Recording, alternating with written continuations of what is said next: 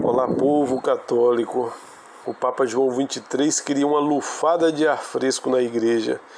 E há 60 anos as mentes mais exaltadas prometeram ao mundo católico uma verdadeira primavera, uma renovação inesperada que sem dúvida devolveria a esperança e a juventude à venerável instituição, falando da igreja. Multidões enchiam os santuários enquanto os trabalhadores voltavam para os batistérios. Obviamente, décadas se passaram e as promessas não foram cumpridas. Nos grandes armazéns só se sente o cheiro de fezes de pombo e ao bolor provocado pela umidade. As igrejas ficaram desertas, os seminários fechados e os sonhos frustrados. Com o passar do tempo, os profetas dos bons presságios baixaram horrivelmente a cabeça e a cada dia escondem as rugas, insinuando que devemos esperar mais um ano para ver o novo amanhecer brilhar sobre a cristandade. Ou seja, toda a promessa de renovação e de sucesso da igreja após o Vaticano II foram todas por água abaixo. Até há poucos anos, observadores bem informados aventuravam-se a dizer-nos que seriam necessários 50 anos para colher os frutos do famoso concílio. Ou seja, que coisa estranha, né? Um concílio que vai restaurar não sei de quê, a igreja, que prometeu uma nova primavera, que prometeu uma lufada de ar fresco na igreja. Ia precisar de 50 anos para a gente ver toda a promessa acontecer. E é assim que passaram-se já 60 do Concílio Vaticano II e a gente só está vendo a igreja descer ladeira abaixo. Agora devemos esperar 100 anos. É preciso um século para um concílio criar raízes. Então temos mais 40 anos para criar raízes, advertiu o Papa Francisco sem parecer desanimado. Agora já não é mais 50 anos, é 100 anos agora, após o concílio, para a gente ver os frutos do concílio que foi prometido lá na década de 60.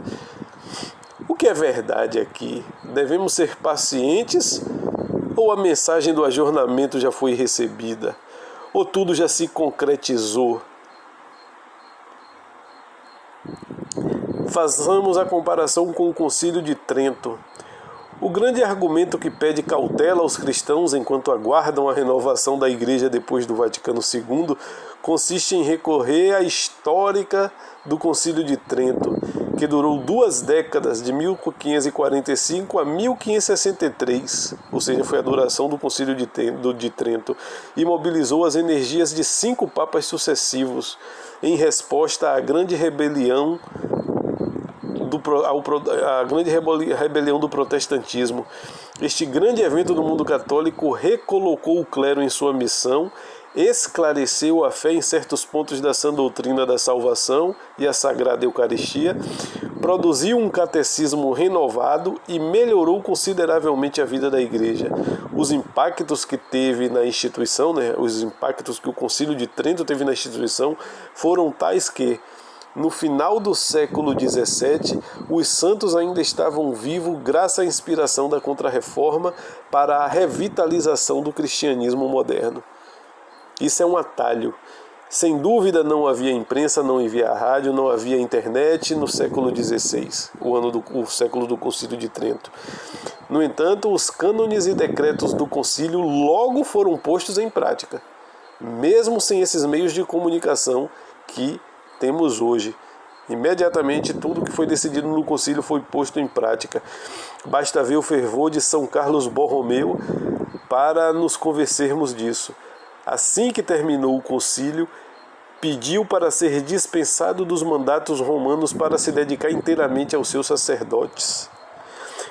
Regressou São Carlos Borromeu a Milão para multiplicar as suas viagens diocesanas, fundar um seminário e lutar por toda parte contra os excessos do clero mal assistido. Muitos bispos do seu tempo imitaram este grande confessor da fé no final do século XVI.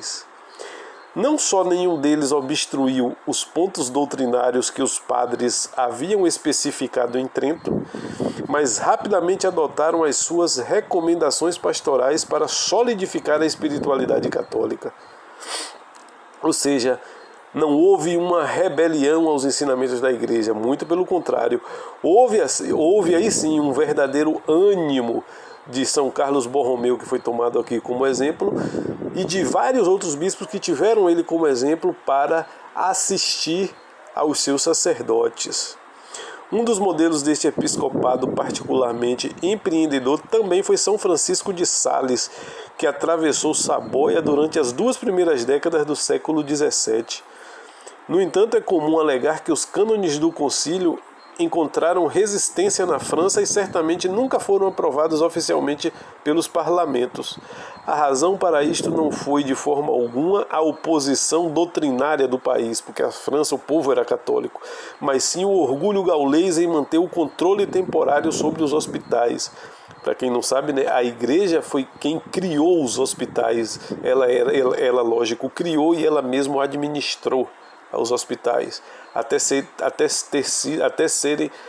que essas instituições foram tomadas pelos regimes demoniocráticos para servir de palanque de manobra para angariações de votos das pessoas. Este detalhe, aliado à preocupação dos reis de França em não incomodar os huguenotes no centro de um país ferido pelas guerras religiosas, fez com que os parlamentos permanecessem durante muito tempo relutantes em ratificar os cânones do Concílio de Trento. Ou seja, o Concílio de Trento ele deu força à doutrina católica, ele restaurou a doutrina católica e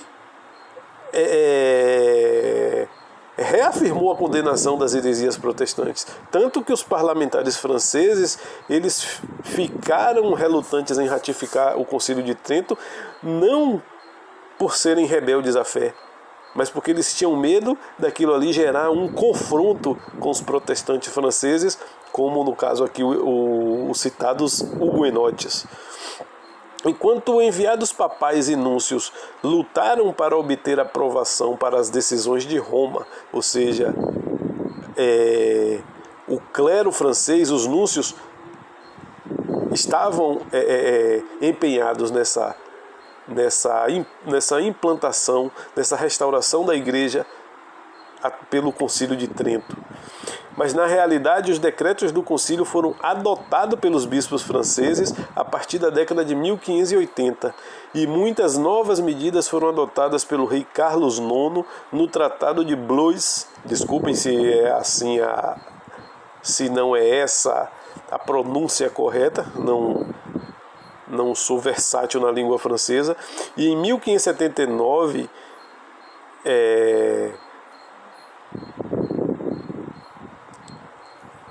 voltando aqui um pouco, né? Muitas das novas medidas foram adotadas pelo rei Carlos IX no Tratado de Blois em 1579 e no Edito de Melun em 1580. Também não sei se é Melun a pronúncia. Portanto, pode-se dizer o Melun ou Melan, alguma coisa assim, porque é francês. Portanto, pode-se dizer que o Concílio de Trento foi aplicado em todo o mundo a partir do próprio século XVI, começando pela Itália e pela Espanha. Mesmo na França gaulesa, a Contra-Reforma foi estabelecida nas dioceses. Os frutos disso foram sentidos e 50 anos após o encerramento das sessões do Concílio de Trento, a prática religiosa foi consideravelmente fortalecida e restaurada. Aí agora vem essa questão do último concílio Vaticano II, que sempre as pessoas continuam sendo enganadas por homens que, até de boa fé, não vou aqui questionar a fé de muitos leigos intelectuais católicos e de muitos padres aí que está surgindo aí defendendo a doutrina, mas isso é uma enganação dizer que o Concílio Vaticano II foi mal compreendido. Acabei de dar os exemplos aí de como o Concílio de Trento foi imediatamente colocado em prática e 50 anos após a cristandade tinha sido reformada. É impossível imaginar que o Concílio Vaticano II não tenha sido implementado depois das sessões que reuniram 2.500 padres entre 1962 e 1965. A mobilidade dos bispos que percorrem o mundo em poucas horas e dos meios de comunicação que informaram todo o mundo católico sobre grandes decisões facilitou muito a penetração nas mentes. Além disso, as medidas tomadas não demoraram a chegar. O mais emblemático deles em relação à liturgia foi a promulgação de um novo missal que foi distribuído às dioceses de todo o mundo apenas 5 anos após o encerramento do concílio. Ou seja, em 5 anos, a missa inventada por Paulo VI, já tinha tido os seus missais espalhados já pelo mundo inteiro em apenas 5 anos. Essa missa nova de Paulo VI, que é sempre bom a gente lembrar, é uma missa inventada, criada, e que por ter sido inventada e criada, ela já sofreu pelo Concílio de Trento, através do documento da bula Quo Primos Temporis, uma condenação fulminante. A missa nova de Paulo VI não era para ter existido. Ela foi uma missa nova, por isso ela é chamada de missa nova, que é algo novo, algo que nunca existiu antes. E o Concílio de Trento, esse que a gente está se referindo, já havia condenado qualquer alteração substancial na missa. Ora, se uma alteração no significado da missa que já existia, já tinha sido condenado, e aqueles que promovessem excomungado, declarado como excomungado, imagine a criação de uma missa nova, né? Uma invenção. Sempre bom deixar isso claro.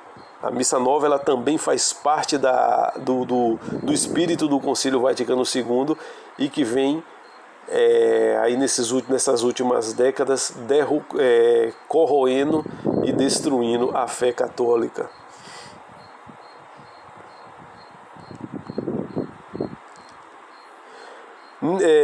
Nesse sentido, a aplicação do Vaticano II foi tão violenta que, a partir dessa data, os sacerdotes que se recusassem a celebrar os sagrados mistérios segundo a forma renovada foram condenados um após outro, a menos que fossem de idade avançada. Ou seja, o Concílio Vaticano II ele foi aplicado de forma implacável.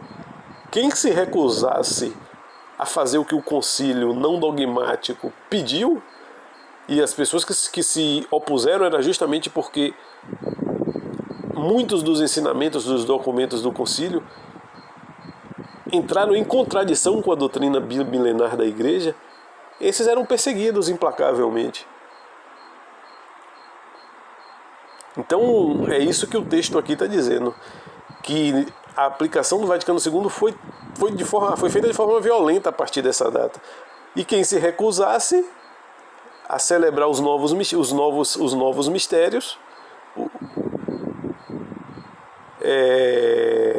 a nova forma, quem se recusasse a celebrar os sagrados mistérios segundo a forma renovada, foram condenados um após outros. Exceto, como o texto diz, né, os que eram de idade avançada.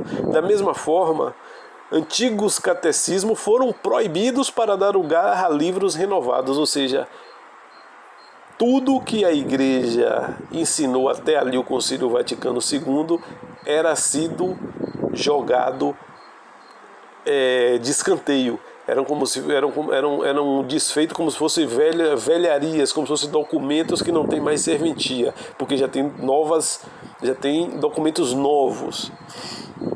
O direito canônico também foi reformado.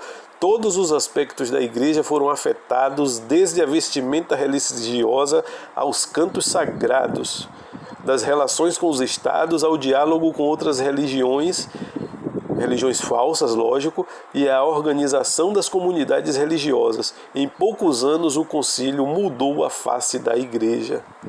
Aqui o texto fala, né, das vestimentas religiosas, que todo padre a gente identificava imediatamente, porque eles vestiam batina preta em público, para ser identificado, para de fato ser identificado como sacerdote, e preto porque significa luto. Ele é um homem que morreu para as coisas desse mundo. Também foi afetado. Os cantos sagrados, o canto gregoriano que inspira a piedade na celebração da missa. Hoje o que é que se toca nas missas? Missa em tom de seresta, em missa com batucadas, com guitarra, com violão, com todo tipo de profanação que causa, músicas na verdade que causam verdadeira perturbação de alma, porque são músicas centradas na batucada, nos agitos, quando não em ritmos romantizados, só com aquele violãozinho, passando aquele clima ali que faz até muita gente dormir. E os cantos sagrados, né, principalmente o canto gregoriano, que é um canto que inspira piedade, esse foi abolido. A relação da igreja com os estados mudou. A própria igreja abriu mão da influência que ela exercia sobre as nações, e a igreja passou a aceitar a laicidade das nações, laicidade essa que expulsa o espírito cristão das leis dos países, e a igreja os membros da igreja passou a aceitar todas essas abominações. O diálogo com outras religiões, que a igreja agora não condena mais as outras religiões como falsas, e ela como a única verdadeira, porque foi fundada por nosso Senhor Jesus Cristo, e Jesus Cristo é Deus. A igreja agora passou a aceitar as outras religiões em pé de igualdade.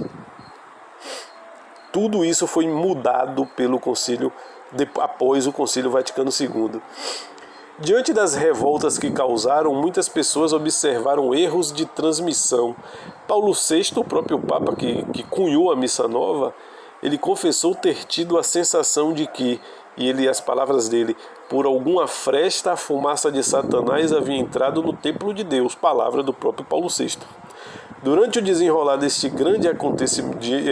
desse grande acontecimento que foi o concílio, num célebre discurso, Bento XVI tentou distinguir o verdadeiro concílio, cujos protagonistas eram os bispos, do falso concílio, aquele que com os meios de comunicação fantasiaram e que, de alguma forma, impuseram ao mundo inteiro. É o que foi o concílio dos padres, é o verdadeiro concílio, mas foi também o concílio dos meios de comunicação. Foi quase um concílio em si, e o mundo percebeu o concílio através deles, através dos meios de comunicação social. Existe aí uma tentativa aí por parte do falecido Papa Bento XVI, o que Bento XVI quer dizer o seguinte: foram os meios de comunicação que falsearam o entendimento do concílio. Isso é uma tentativa também de Bento XVI encobrir todos os erros do concílio, porque se os meios de comunicação tivessem espalhando de forma errônea as decisões do concílio, a igreja continuaria ensinando o correto e corrigindo o povo. Mas não, tudo correu de uma forma uniforme. Praticamente inventou-se uma outra religião dentro da Igreja Católica. Consequentemente, o concílio imediatamente eficiente que chegou ao povo foi o dos meios de comunicação, não o dos padres. Assim dizia Bento XVI, né? Tudo isso é uma forma de tentar esconder e salvar o concílio. Porém, se o Vaticano II foi implementado imediatamente nos seminários após o encerramento dos debates, não foi por causa da mídia, porque foi implantado imediatamente dentro da igreja.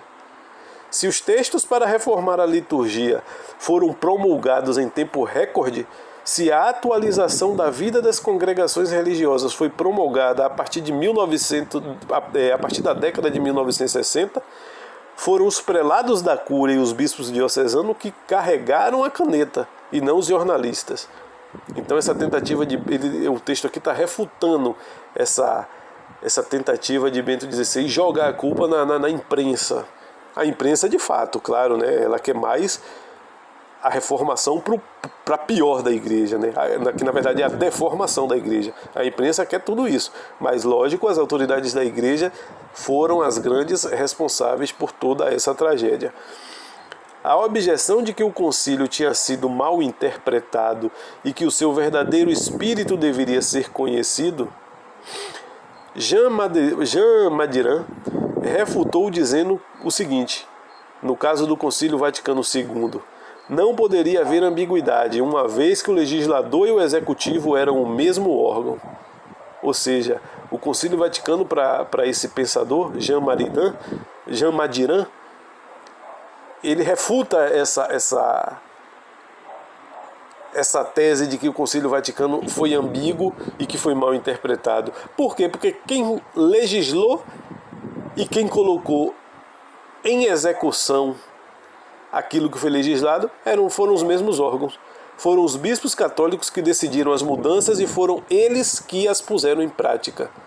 Portanto, souberam com certeza implementar o famoso concílio do qual foram autoridades e ao mesmo tempo intérpretes. E o que é visível, o efeito colateral logo depois do Concílio Vaticano II, o que é visível é a descristianização como consequência. Durante a época do Concílio de Trento, voltando lá ao Concílio da Reforma Protestante, a Europa cristã viveu um ressurgimento do fervor, como a história mostra. Houve um renascer do fervor católico como consequência do Concílio de Trento. A partir do século XVII, a assiduidade do clero, o ímpeto de novas congregações como os jesuítas, os lazaristas, os oratorianos, os monfortianos, recristianizaram verdadeiramente regiões inteiras e depois evangelizaram o mundo, enquanto certos setores começaram a experimentar uma acentuada descristianização durante as guerras religiosas. Ou seja, o Concílio de Trento inspirou o nascimento de várias ordens religiosas, jesuítas, lazaristas, oratorianos e monfortianos.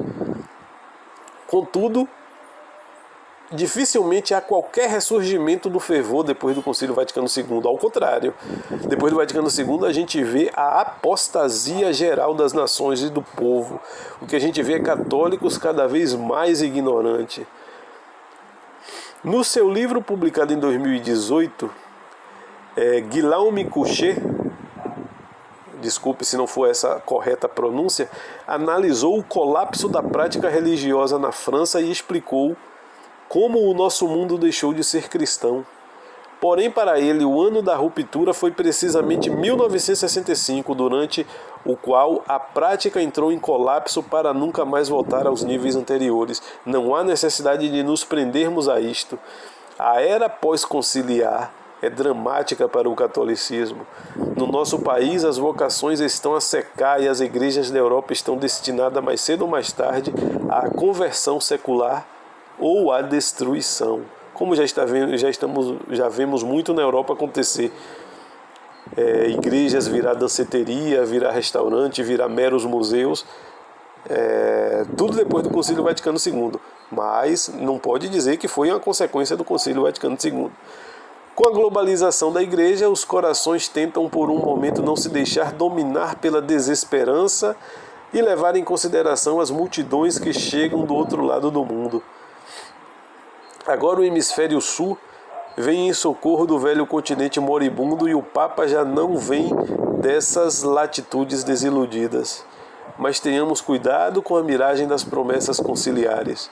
Durante 60 anos o catolicismo latino-americano esteve em tremendo declínio. Nenhum dos seus países aumentou a sua proporção de católicos desde o concílio. Por exemplo, a Colômbia, que viu aumentar 15% entre 1910 e 1970, perdeu mais uma vez o que ganhou entre 1970 e 2014. A Igreja Romana já não reivindica nem 2/3 dos brasileiros, apesar do fato que nas vésperas do Vaticano II quase todos eram católicos. Um país como Honduras, onde a participação foi próxima de 100%, viu esse número cair para menos de 50% nos últimos anos. Protestantes e agnósticos tornaram-se maioria. É por isso que devemos ser cautelosos em relação ao catolicismo latino-americano que vive do fervor que os missionários lhe trouxeram há séculos atrás. E hoje, dentro das igrejas, quantas pessoas a gente pode de fato dizer que é católico? Quantas pessoas compreendem o que elas rezam no credo, no Pai Nosso, na Ave Maria? Quantas pessoas vivem a moral católica? Quantas pessoas têm noção do pecado, da gravidade do pecado? Quantas pessoas refletem sobre o inferno hoje, o purgatório, o juízo, a morte? Samuel Beckett escreveu a sua obra mais famosa no início dos gloriosos 30, os 30 anos de intenso desenvolvimento econômico do pós-guerra na Europa Ocidental. Esse Samuel Beckett escreveu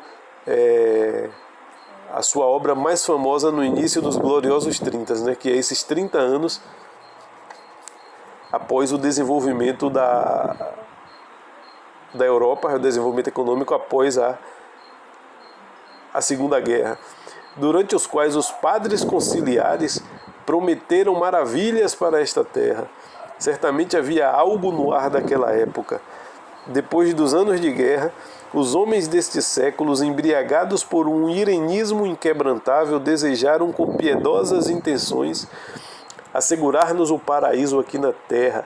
Mas todo este espírito desapareceu e os habituais defensores do Vaticano II assemelham-se 60 anos depois às personagens de Esperando Godot, que ao longo de toda a obra aguardam a chegada de uma personagem que nunca chega. Os dias passam, os anos também, e os nossos amigos continuam a negar os fatos, acreditando no florescimento de frutos que razoavelmente nunca germinarão. Este não é o momento de recorrer a comparações históricas duvidosas ou a promessas difíceis de cumprir para salvar um documento obsoleto.